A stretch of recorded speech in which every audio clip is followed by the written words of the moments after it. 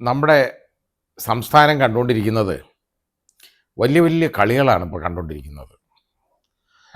നമ്മുടെ സംസ്ഥാനം ഭരിക്കുന്നത് യഥാർത്ഥത്തിൽ CPMൻ്റെ നേതൃത്വത്തിലുള്ള മുന്നണി, ഇടതുമുന്നണിയാണല്ലോ.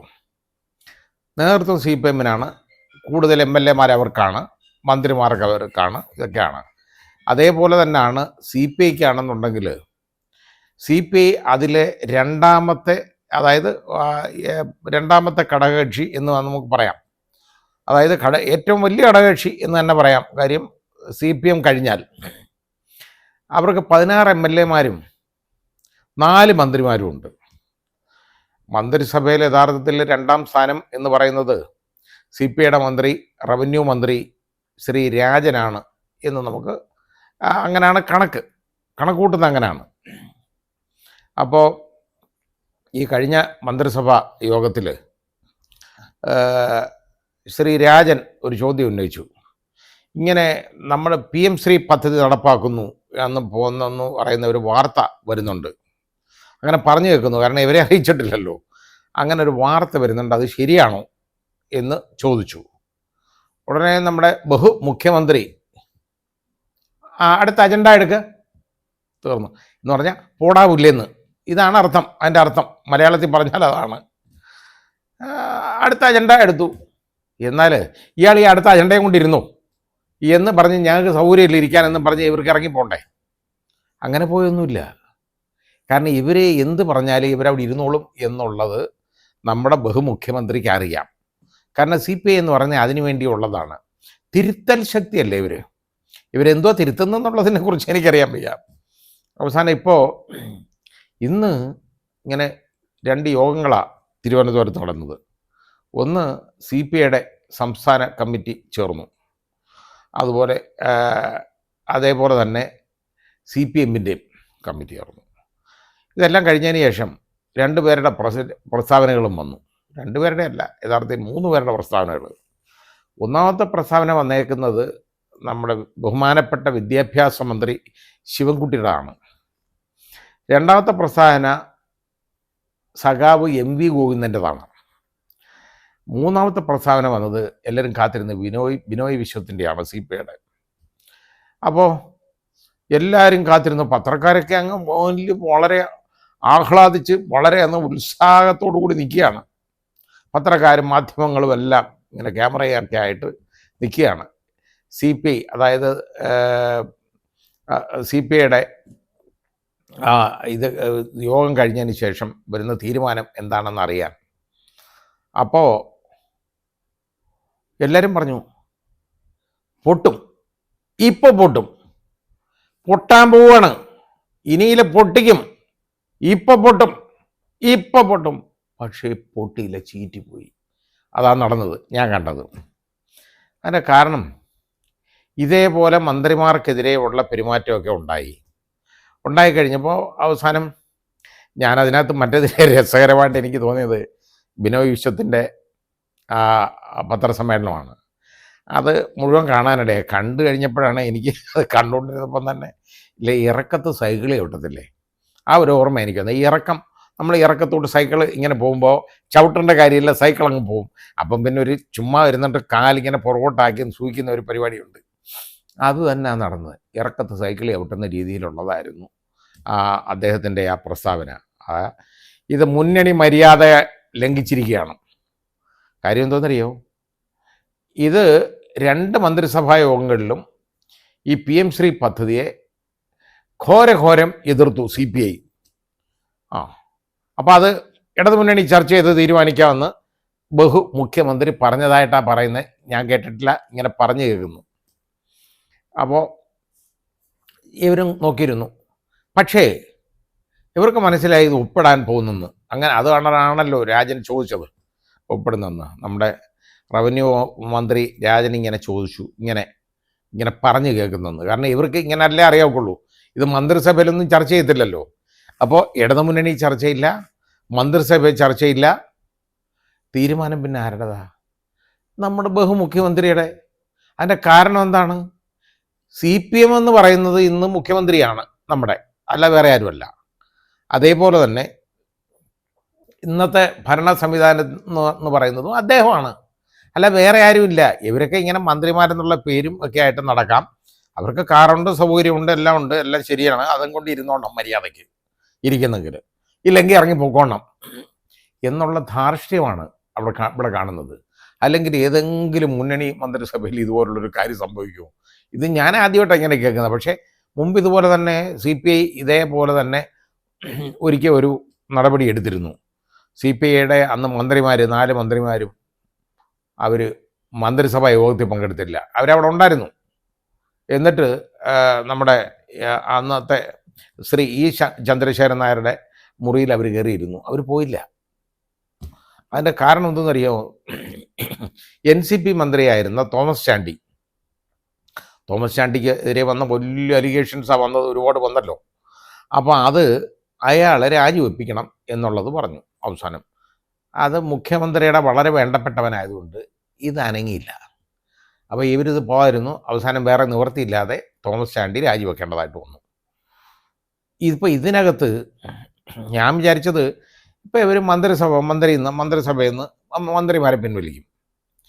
അപ്പോൾ അല്ലെന്നുണ്ടെങ്കിൽ ഇവർ ഇനി മന്ത്രിസഭയിൽ പോവുകയില്ല, ഇങ്ങനെയുള്ള തീരുമാനങ്ങളൊക്കെ വരും എന്നൊക്കെ വിചാരിച്ചു. അതാ ഞാൻ പറഞ്ഞ ഇപ്പം പൊട്ടും എന്ന് നോക്കിയിരുന്നു. ഒന്നും പൊട്ടിയില്ല.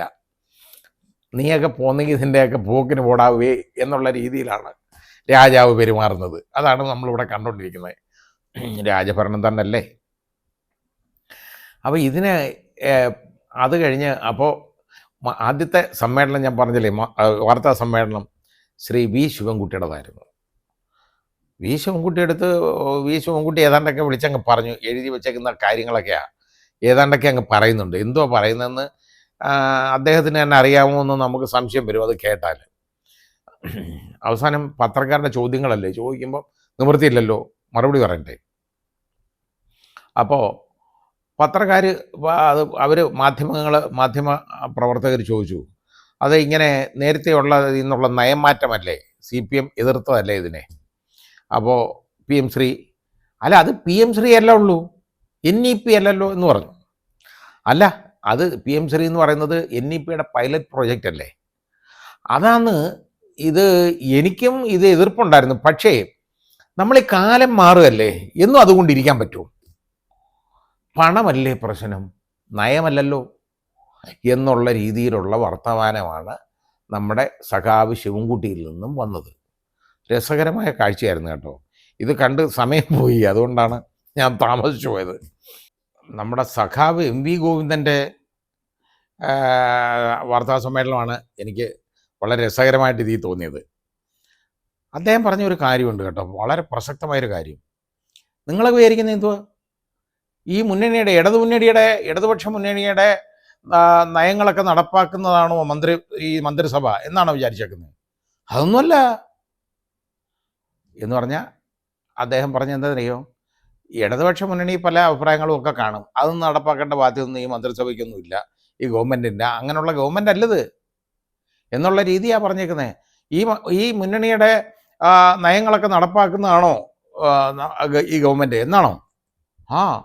ഏതാണ്ട് വലിയ കാര്യമായിട്ട് പറഞ്ഞേക്കുക. നമുക്ക് വലിയൊരു റെവലേഷൻ, നമുക്ക് യഥാർത്ഥത്തിൽ എന്തായാലും ശരി നമുക്കൊരു ബോധോദയം ഉണ്ടാക്കി തന്നു. ഏതായാലും അത്രയും വലിയൊരു കഴിവുണ്ട് കേട്ടോ സഖാവ് MV ഗോവിന്ദന്, അത് പറഞ്ഞു തന്നു. ഏതായാലും വളരെ രസകരമായ കാര്യങ്ങളാണ് അദ്ദേഹത്തിൻ്റെ വാർത്താ സമ്മേളനത്തിൻ്റെ ഇതുപോലെ നടന്നത്. പിന്നെയും പത്രക്കാർ പല ചോദ്യങ്ങൾ ചോദിച്ചു. അതിനൊക്കെ എന്നൊക്കെ പറയുമ്പോൾ കാലം കഴിവല്ലേ, എന്നും അതുകൊണ്ടിരുന്നാൽ മതിയോ എന്ന് പറഞ്ഞു കഴിഞ്ഞാൽ ഇപ്പോൾ ഇവർക്ക് PM ശ്രീ കുഴപ്പമില്ല എന്ന്. അങ്ങനെയാണെങ്കിൽ ഇത് നേരത്തെ അങ്ങ് ഒപ്പിട്ടാൽ പോരായിരുന്നോ? നേരത്തെ ഒപ്പിട്ടിരുന്നെങ്കിൽ ഒരുപാട് കാശ്, ഇപ്പോൾ സർവ്വശിക്ഷാ അഭിയാനിൽ നിന്ന് കിട്ടാനുള്ള 1000 കോടി രൂപ അത് തന്നിട്ടില്ല. അത് കൊടുക്കണമെങ്കിൽ ഇത് ഒപ്പിട്ടാലല്ലോ, കൊടുക്കത്തില്ലെന്ന് മറ്റൊരു മണ്ടയിരുന്നുകൊണ്ട് പറഞ്ഞേക്കുകയാണ്. അവർ ഇങ്ങനെ പറയും ഓരോന്നും. അതിന് കോടതി പോകണമായിരുന്നു, കിട്ടാൻ ആവശ്യമുള്ള അവകാശമുള്ള കാശാണ് ഈ സംസ്ഥാനത്തിന്. അതിന് കോടതി പോയില്ലല്ലോ, അതിന് കോടതി പോകണമായിരുന്നു. തമിഴ്നാട് അങ്ങനല്ലേ അത് പോയി കാര്യം ശരിയാക്കിയത്. സർവ്വശിക്ഷാ അഭിയാനിൽ നിന്ന് എല്ലാവർക്കും കിട്ടേണ്ടതാണ്, കേരളത്തിൻ്റെ പൈസ തടഞ്ഞു വെച്ചേക്കാണ്, കൊടുത്തില്ല. പിന്നെ 470 കോടി രൂപയാണ് ഇതിൽ നിന്ന് കിട്ടാനുള്ളത്. ഈ PM ശ്രീ ഇതിൽ ഒപ്പിടുന്നതോടുകൂടി കിട്ടാനുള്ളത്. അപ്പോഴത്തേക്ക് എന്താണെന്നറിയോ, ഇതൊക്കെ ചോദിച്ചു, മന്ത്രിസഭാ യോഗത്തിൽ ഇതൊക്കെ ചോദിച്ചു, പക്ഷെ ഒന്നുമില്ല. ഒരു മന്ത്രിയെ അറിയുന്നില്ല, ആരും അറിയുന്നില്ല. അത് അന്തസ്സായിട്ട് ഇന്നലെ അങ്ങ് ഒപ്പിട്ടു. ഞാൻ മനസ്സിലാക്കിയത് ഇത് ഒക്ടോബർ 16-ാം തീയതിയാണ് യഥാർത്ഥത്തിൽ ഈ ധാരണാപത്രം തയ്യാറാക്കിയതെന്നാണ്. ആ ധാരണാപത്രം ഒപ്പിട്ടത് പക്ഷേ ഇന്നലെയാണ്. അപ്പോൾ ആ രീതിയിൽ അങ്ങ് നടന്നു. അപ്പോൾ ഇവിടുത്തെ ഈ CPI മന്ത്രിമാരെന്ന് പറയുന്നത് എവിടെ പോയി? അവരെവിടെ നിൽക്കുകയാണ്? CPI എന്ന് പറയുന്ന രാഷ്ട്രീയ പ്രസ്ഥാനം എവിടെ നിൽക്കുന്നു? ഏത് CPI എന്ന് ചുമ്മാതാന്നോ നമ്മളെ സഖാവ് MV എന്ന് ചോദിച്ചാൽ CPI ഏത് CPI എന്ന് ചോദിച്ചാൽ ശരിയല്ലേ ചോദിക്കാൻ? അവർക്ക് ചോദിക്കാം. കാരണം എല്ലാ കാര്യങ്ങളും നോക്കുന്നതും എല്ലാം നടത്തുന്നതും എല്ലാം CPM ആണ്. പിന്നെ CPIക്ക് എന്തോ കാര്യം? പൊന്നുരുക്കുന്നിടത്ത് പൂച്ചയ്ക്ക് എന്താ കാര്യം എന്ന് ചോദിച്ചതാണ്. ആ ചോദ്യമാണ് ഈ ചോദിച്ചത്. ഇനി അത് അങ്ങനെ അങ്ങനെ അങ്ങനെ നയം അങ്ങ് മാറി. ഇപ്പം കുഴപ്പമൊന്നുമില്ല. ഈ അതായത് നമുക്ക് ഇത് അതായത് PM ശ്രീ പദ്ധതി എന്ന് പറയുന്നത് NEP നാഷണൽ എഡ്യൂക്കേഷൻ പോളിസിയുടെ പൈലറ്റ് പ്രോജക്റ്റാണ്.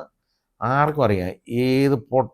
എന്ത് പൊട്ടത്തരം അറിയാവുന്ന ഒന്നും അറിയാൻ വയ്യാത്തവനും അത് അത്രയും അറിയാം. ഇതിൻ്റെ പൈലറ്റ് പ്രോജക്റ്റ് ആണെന്നുള്ളത് എല്ലാവർക്കും അറിയാം. ഇനി ആ പൈലറ്റ് പ്രോജക്റ്റ് ആയ ഇത് നടപ്പാക്കുമ്പോൾ NEP നടപ്പാക്കുന്നു എന്ന് NEPക്ക് എന്തോ കുഴപ്പം? ശിവൻകുട്ടി ചോദിച്ചതാ ഇന്ന്. NEPക്ക് എന്തോ കുഴപ്പം? അപ്പോൾ ഈ കുഴപ്പമില്ലായിരുന്നെങ്കിൽ പിന്നെ എന്തിനാ ഇതുവരെ ഒപ്പിടത്തില്ല, വലിയ പ്രശ്നമാണ് എന്ന് പറഞ്ഞ് നടന്നതെന്ന് എനിക്ക് മനസ്സിലായില്ല. ഏതായാലും അന്നേരം ഒപ്പിട്ട ഉടനടി തന്നെ കേന്ദ്രത്തിൽ നിന്ന് വളരെ വലിയ സന്തോഷമായി. കേരളത്തിൻ്റെ എല്ലാ അഭിനന്ദനങ്ങൾ. PM ശ്രീ പദ്ധതിയിൽ ഭാഗഭാക്കാക്കുന്നതിന് വലിയ നന്ദിയുണ്ട്, വളരെ അഭിനന്ദനങ്ങൾ എല്ലാം പറഞ്ഞു. 1470 കോടി രൂപ ഇന്ന് ഇപ്പം കൊടുക്കും. ഇവർക്കിപ്പോൾ പൈസ കിട്ടിയാൽ മതി. കാര്യം എന്താ, എവിടെ എടുത്ത് തിന്നാനെ ഒന്നും ഇല്ലാതിരിക്കുക, ഇഷ്ടംമാതിരി അടിക്കാൻ. അപ്പോൾ അത് മുഴുവൻ ഇപ്പോൾ ഇലക്ഷനൊക്കെ വരാൻ പോവില്ലേ, അതിന് പണം വേണം. കടുംവെട്ടാണ് നടന്നുകൊണ്ടിരിക്കുന്നത്. ആ കടുംവെട്ടിൻ്റെ ഭാഗമാണ് ഇതിലെ ഒപ്പിടിയിൽ. ഈ ഒപ്പിടിയിൽ കർമ്മം നടത്താതെ കോടതി പോയിരുന്നെങ്കിൽ ഈ പൈസ കിട്ടിയതന്നെ. അത് പോയില്ല. അത് പോകാതെ CPI ചോദിച്ചാൽ CPI എവിടെ നിന്ന് ചോദിക്കും? അതിന് നമ്മളെന്തിനാ ഇതൊക്കെ നോക്കുന്നത്? ഈ സർവ്വശിക്ഷ അഭിയാനം എന്നുള്ള 1000 കോടി രൂപ ഉറപ്പായിട്ട് കിട്ടിയനെ. പിന്നെ കിട്ടാത്തത് PM ശ്രീയുടെ ഫണ്ടാണ്. അത് 470 കോടി രൂപയ്ക്കാണ് ഈ രാജ്യത്തെ വില കൊടുക്കുന്ന ആ അതായത് ഈ രാജ്യത്തിൻ്റെ നട്ടിലൊടിക്കുന്ന ഭാവി തലമുറയുടെ എല്ലാം അവരെ നശിപ്പിക്കുന്ന ഈ വിദ്യാഭ്യാസ സമ്പ്രദായം കൊണ്ടുവരാൻ പോകുന്നത്. അതാണ് ആലോചിക്കുന്നത്. അതിനകത്ത് അവിടെ പഠിപ്പിക്കുന്ന പുസ്തകങ്ങൾ എന്താണെന്നറിയാം? ഇപ്പം മുഗൾ ഭരണം എന്ന് പറഞ്ഞാൽ ഇല്ല, അത് തുടച്ച് നീക്കി, അത് പോയി. അതൊന്നും ഇല്ലല്ലോ, അങ്ങനെ ഒരു സംഭവം ഇല്ല. അത് വേണമെന്ന് എനിക്കൊന്നും വലിയ നിർബന്ധമൊന്നുമില്ല. പക്ഷേ നമ്മൾ പണ്ട് പഠിച്ചുകൊണ്ടിരുന്നത് എന്താണ്? മുഗൾ രാജാക്കന്മാർ അങ്ങനെ ചെയ്തു, ഇങ്ങനെ ചെയ്തു, മറ്റേ രാജാക്കന്മാർ ഇങ്ങനെ ചെയ്തു. ഇതൊക്കെ നമ്മൾ ചോള രാജാക്കന്മാർ തുടങ്ങി നമ്മളങ്ങ് പലതും പഠിക്കുമല്ലോ. ഇനി അതൊന്നും പഠിക്കണ്ട. കാരണം ഇവിടെ അതൊന്നും ഇങ്ങനൊരു സംഭവമൊന്നും ഇല്ല, അവരാരും വന്നിട്ടില്ല. പിന്നെ മഹാത്മാഗാന്ധി ഒക്കെ നമ്മളൊക്കെ വളരെയധികം ഇഷ്ടപ്പെടുന്ന, സ്നേഹിക്കുന്ന, ബഹുമാനിക്കുന്ന നമ്മുടെ രാഷ്ട്രപിതാവല്ലേ. പക്ഷേ അദ്ദേഹം കൊല്ലപ്പെട്ടതല്ല. ഒരു മതഭ്രാന്തൻ അദ്ദേഹത്തെ വെടിവെച്ച് കൊന്നു എന്നുള്ളതല്ല പ്രശ്നം. അവിടെ അദ്ദേഹം മരിച്ചു, ഇതേ ഉള്ളൂ.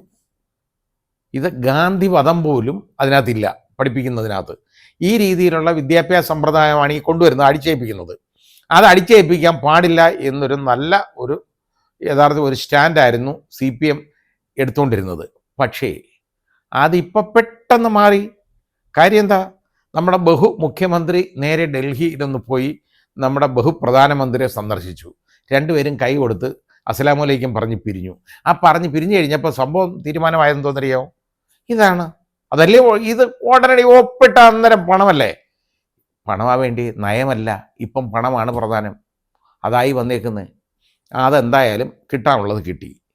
അപ്പോൾ ആ രീതിയിലുള്ള ഒപ്പിട്ട് കൊടുത്തു. ഇനി CPI പോയാലെന്തോ, പോയില്ലാലും എന്തുവാ? CPI എങ്ങോട്ടാ പോയാ എന്തായാലും ശരി, അവർക്ക് അതിനുള്ള ധൈര്യമുണ്ടോ? ഇനിയിപ്പോൾ എന്താണെന്നറിയോ? തിങ്കളാഴ്ച എക്സിക്യൂട്ടീവ് കൂടും, അത് കഴിഞ്ഞ് തീരുമാനം പറയും എന്നുള്ളതാണ്. എന്തോന്ന് എക്സിക്യൂട്ടീവാണ് കൂടുന്നേ? ഇന്ന് ഒന്നുമല്ലേ, ഇന്നെല്ലാം കൂടിയാന്നല്ലോ. കൂടിക്കഴിഞ്ഞ് എല്ലാവരും കാത്തിരുന്നു, ഇപ്പോൾ പൊട്ടുമെന്ന്. ഒന്നും പൊട്ടിയില്ല, ചീറ്റിപ്പോയി. ഏതായാലും അന്ന് കാനൻ രാജേന്ദ്രൻ്റെ കാലത്തെടുത്ത ഒരു തീരുമാനമായിരുന്നു തോമസ് ചാണ്ടിയുടെ പ്രശ്നത്തിൽ മന്ത്രിമാരെ അങ്ങോട്ട് പോയില്ല. പക്ഷേ ബിനോയ് വിശ്വത്തിനെ അങ്ങനെ നമ്മൾ കണക്കൂട്ടണ്ട. ബിനോയ് വിശ്വത്തിന് ഇതുപോലുള്ള വലിയ ബിനോയ് വിശ്വം ഒരുപാട് പറഞ്ഞു മുന്നണി മര്യാദയല്ല. ഈ പറയുന്നത് കേട്ടപ്പോൾ ഞാനും വിചാരിച്ചു നമ്മളെ ഒരുപാട് ബോധവൽക്കരിച്ചു അദ്ദേഹം കേട്ടോ. ഇത് വലുതല്ല, മറ്റേതല്ല, നമ്മുടെ ഭാവി തലമുറയ്ക്ക് അങ്ങനെയാണ് ഇങ്ങനെയാണ് എല്ലാം കേട്ടുകൊണ്ടിരുന്ന പത്രക്കാർ, ഈ മാധ്യമങ്ങളെ ഉണ്ടല്ലോ ശരിപ്പെടുത്തി ബിനോയ് വിശ്വം ഒരുപാട് സമയമെടുത്തു. അതിനിടെ ഈ ചാനലുകാരൊക്കെ പരസ്യങ്ങൾ കാണിക്കാൻ തുടങ്ങി കേട്ടോ. ഇത് നടന്നുകൊണ്ടിരിക്കുമ്പോൾ കാര്യം എന്തോ ഈ പറയുന്നതൊക്കെ ഇതൊക്കെ തന്നെയാണ്. അവർക്ക് നോക്കിയപ്പോൾ കഴമ്പൊന്നുമില്ല, കാര്യങ്ങളുടെ പോക്കെങ്ങോട്ടാന്ന് ഇത് കാള വാല് പൊക്കുമ്പോൾ അറിയാമോ അല്ലോ, മൂത്രമൊഴിക്കാനാണ് എന്ന് പറഞ്ഞവരേ ഉള്ളൂ. ഇത് അതിന് ആ രീതിയിൽ ആളുകൾ ആ രീതിയിലോട്ട് കണക്കാക്കി മാധ്യമ പ്രവർത്തകർ. അപ്പോൾ ഇത് ഇങ്ങനെ ഇന്ന് നടന്നു. എന്ത് കഷ്ടമെന്ന് ആലോചിച്ച് നോക്കിയുള്ളൂ. യഥാർത്ഥത്തിൽ ഞാൻ ഇന്നാൾ തന്നെ ചോദിച്ചതുപോലെ നാണമുണ്ടോ ഈ CPIക്ക് ഇങ്ങനെ കണ്ടിന്യൂ ചെയ്യാൻ, ഈ ചവിട്ടും കൊണ്ട് കിടക്കാൻ?